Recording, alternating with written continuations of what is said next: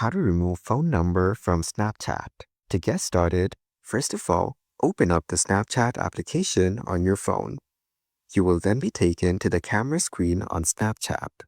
On this screen, go to the top right corner and tap on your profile. Here, you can edit and view your profile information on Snapchat. Then, go to the top right corner and tap on the settings icon.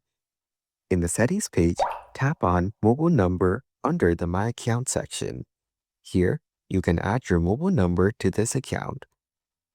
Enable the option Let others find me using my mobile number if you want others to find you on Snapchat using your number.